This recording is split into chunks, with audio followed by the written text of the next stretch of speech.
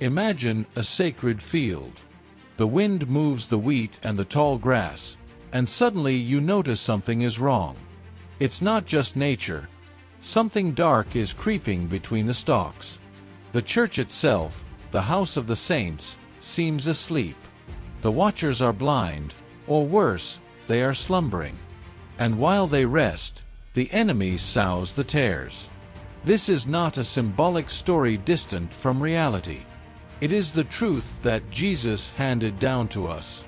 The parable of the wheat and the tares, Matthew 13 verses 24 to 30, speaks not only of a field. It speaks of the world, it speaks of the church, it speaks of us. The wheat represents the saints, the children of the kingdom, bearers of spiritual life. The tares are the heretics, those who present themselves as guides yet cunningly deceive hearts. St. Thomas Aquinas, in his commentaries, reminds us that the sower is Christ himself, scattering the good seed across the world's field. But when the watchers sleep, the bishops, the men called to guard the flock, the enemy wastes no time.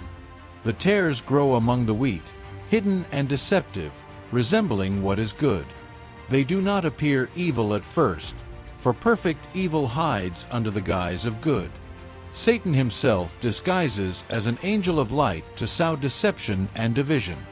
The world is deceitful, and even the church, the house of the divine, is the stage of an invisible war between light and darkness. Heretics never emerge immediately in their true nature. They hide their false doctrine, starting with words of truth and goodness to capture the hearts of the faithful. And once the people are won over by trust, they reveal their malice, their heresy. At first, everything seems harmless, indistinguishable seeds in the soil of faith. But their effect is devastating, bringing confusion, division, and distance from the truth. St. Thomas also teaches us why God tolerates this coexistence of good and evil. If we were to remove evil immediately, we might uproot the good as well. Divine patience is not weakness. It is strategy. Evil grows slowly, but its presence allows light to be definitively distinguished. The wicked serve as a test, as contrast, so that the saints may emerge strong and purified. The process is clear. The good can be confused, heretics can seem attractive, and human judgment is fragile. We cannot trust our own perception. We are neither infallible nor omniscient. Even what seems clear and obvious may be deception. Only God knows the truth, and only His patience allows the spiritual story to unfold. Heretics sow over the wheat, not beside it. This is crucial. First comes true doctrine, then evil overlays it, attempting to distort it.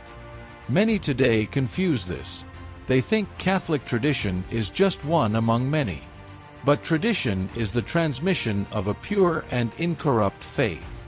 The heretic arrives and manipulates, sometimes without ill intent, often because humans are fragile, subject to emotions and passions that hinder right understanding.